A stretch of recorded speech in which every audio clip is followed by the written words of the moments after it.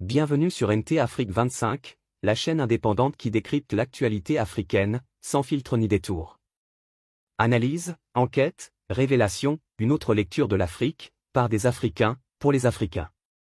Notre mission, informer, éveiller les consciences et révéler les vérités qu'on vous cache. Une chaîne libre, moderne et engagée aux couleurs du continent. Abonnez-vous et activez la cloche pour ne rien rater.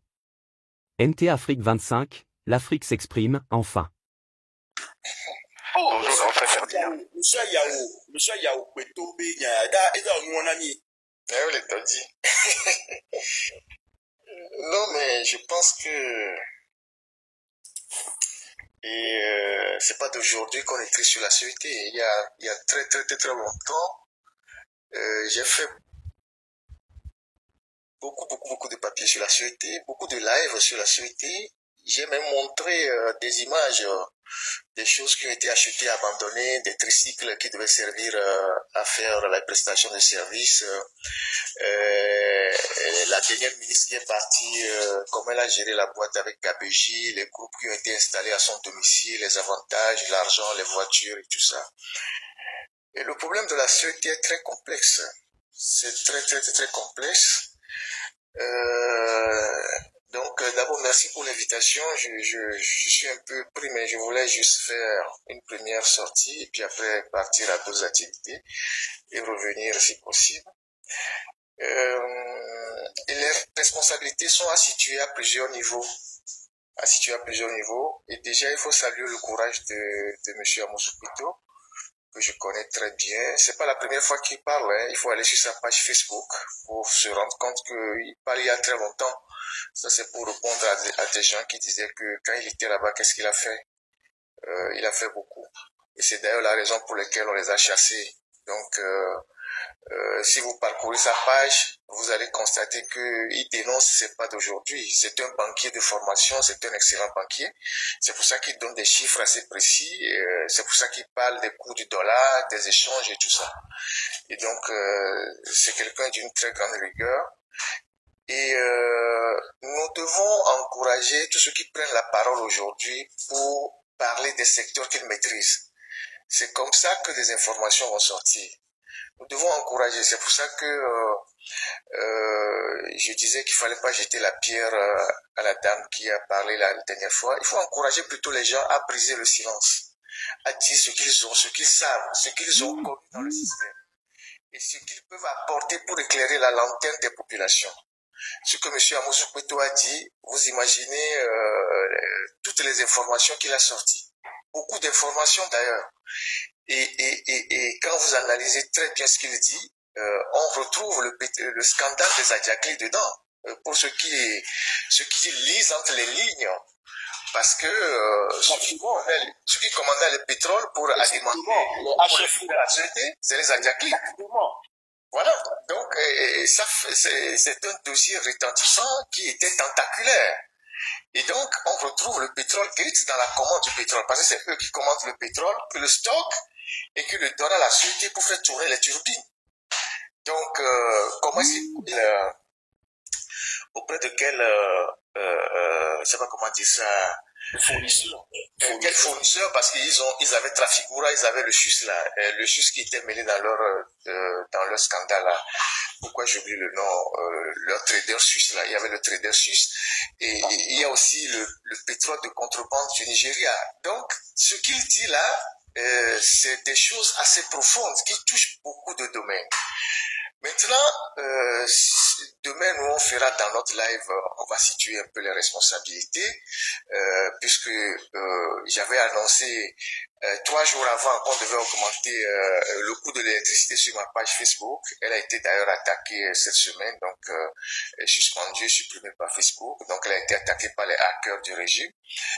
Et donc, quand j'ai annoncé l'augmentation du coût de l'électricité, 3 jours après, ils l'ont fait. J'avais juste pris ceux de d'achat. Et là, à 12%, c'est quasiment rédhibitoire. C'est-à-dire qu'il y a des gens qui vont devoir choisir entre manger et ou avoir l'électricité. C'est ça ce que ça veut dire, la hausse de 12%. Mais ce que les gens ne perçoivent pas, c'est que ça va agir sur le coût de la production de l'eau. Parce que la régie utilise l'énergie pour puiser de l'eau. Et tous les forages qui sont au Togo sont liés à l'électricité. Je ne sais pas si vous comprenez. C'est-à-dire que l'impact de cette hausse-là, c'est sur tous les domaines. Et donc, voilà,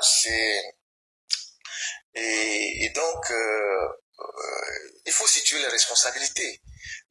Déjà, avant même de procéder à l'annonce, il y a le ministre de l'énergie des mines qui est allé faire un conclave avec les députés de UNIR pour leur dire la gravité de la situation et puis le fait que la Banque mondiale conditionne désormais ses appuis au secteur de l'énergie par une réforme drastique de ce secteur-là, ce qui les oblige, eux, à tailler dans le tas et puis à prendre des mesures coercitives.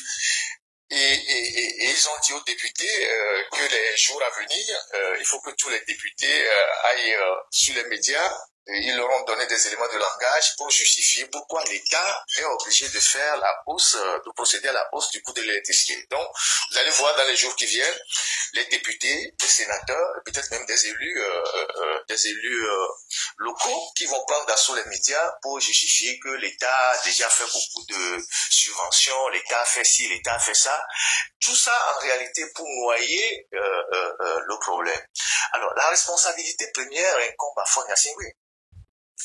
Et n'oubliez jamais, et je l'ai dit dans plusieurs de mes articles, dans mes émissions, dans l'autre journal quand j'étais au Togo, et dans mes lives, n'oubliez jamais que la vraie personne qui tient le ministère des Mines, des Télécommunications et de l'Énergie, c'est Faure Gnassingbé.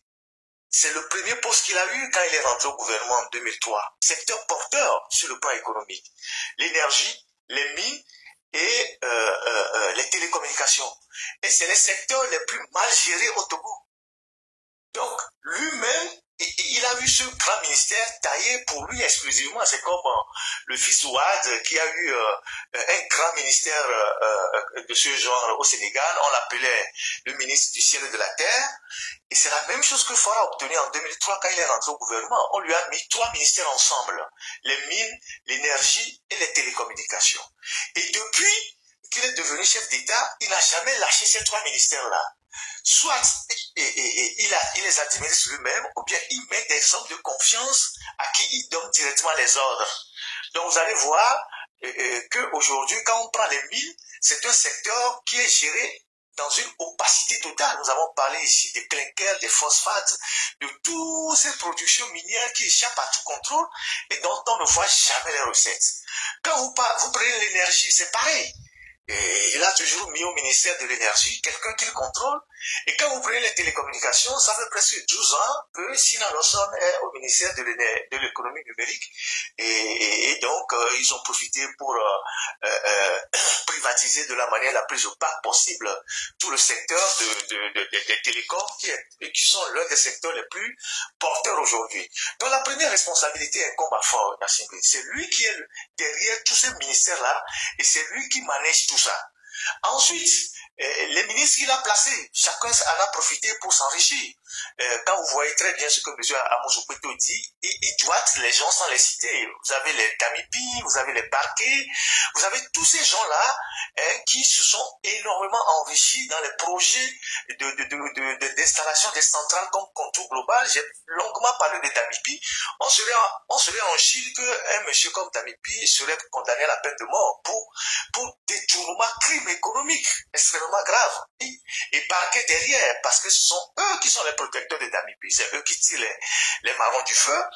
Et ensuite, vous avez toute la bande de ceux qui sont passés à la sûreté là, qui sont les exécutants, qui en ont profité aussi pour s'enrichir énormément et qui ont géré la boîte comme une épicerie du quartier. On a recruté des frères de village, des cousins, des amis. On a créé plein de sociétés et grands pour obtenir des marchés de câbles, de poteaux, de ci, de ça, de compteurs, de disjoncteurs. Les gens ont fait venir des disjoncteurs qui sont pas adaptés, qui ont sauté à tous les coups. Et donc, après, vous avez tout ce qui est de la fraude que M. Amos Okpeto a doigté. J'en ai parlé longuement dans mes émissions, la fraude dans les domiciles, la fraude dans les industries, la fraude des Libanais, tout ça, et de tous ces étrangers, même des Togolais qui ont créé des industries. Et cette fraude-là, elle coûte coûte à la société pratiquement 30%. Je ne sais pas ce que M. Amos Kouto a donné comme chiffre, mais c'est énorme, la fraude au compteur à la société. Et donc, aujourd'hui... 20 milliards.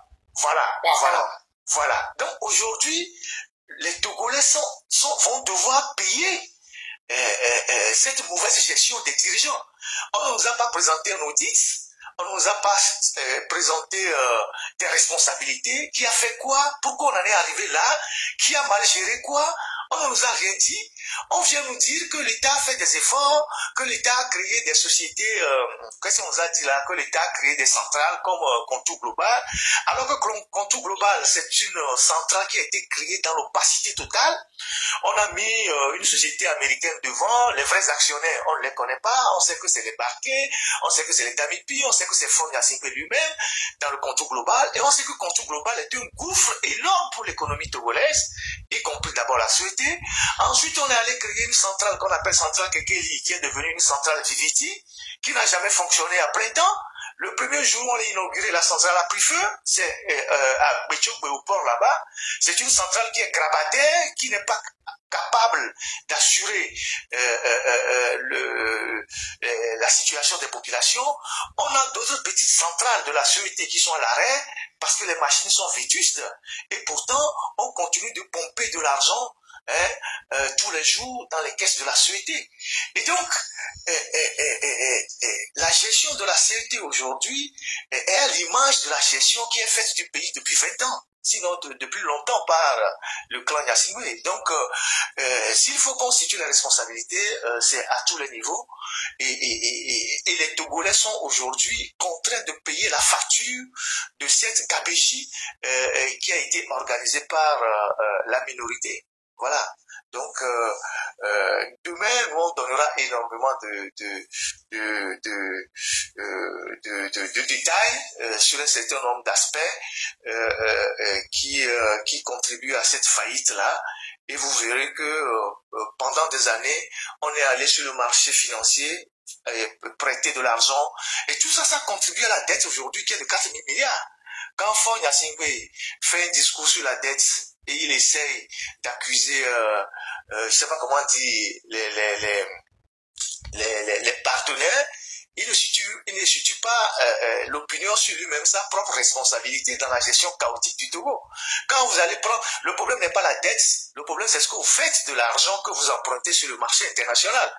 Il y a des pays qui sont endettés, mais on voit les fruits de leur endettement. Quand on prend la Côte d'Ivoire aujourd'hui, nonobstant tout ce qu'on peut reprocher à Ouattara, on sait que le pays bouge en termes d'infrastructure. C'est visible, c'est factuel, c'est palpable, on peut toucher. Quand on prend le Ghana, c'est pareil. Quand on prend le Bénin, c'est pareil. Maintenant, quand on prend le Togo, à quoi a servi la dette pendant longtemps? Donc c'est trop facile de venir faire un discours pour dire ouais c'est les partenaires qui nous enchaînent dans un processus de la dette. Non, on ne prête qu'à des gens qui sont solvables. Si vous prenez de l'argent et que vous allez faire la fête avec l'argent alors que d'autres prennent l'argent pour construire leur pays, venez pas accuser les gens.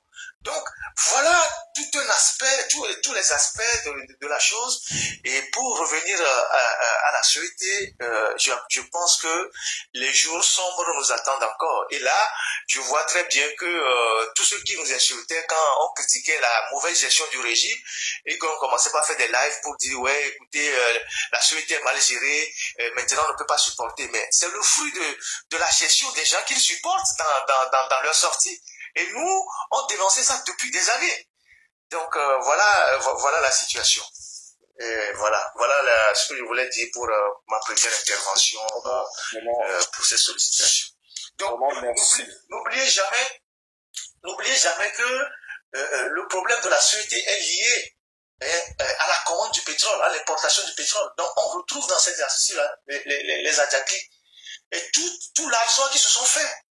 Et c'est ce que le monsieur dit. Comment vous pouvez imaginer que le Togo est l'une des plateformes de stockage d'hydrocarbures dans la sous-région? C'est-à-dire, ce que vous avez comme à la raffinerie là, à Baguida là-bas, c'est l'une des plus grandes plateformes. C'est peut-être maintenant que la Côte d'Ivoire est en train de dépasser le Togo. Mais sur cette question-là, le Togo a pris de l'avance.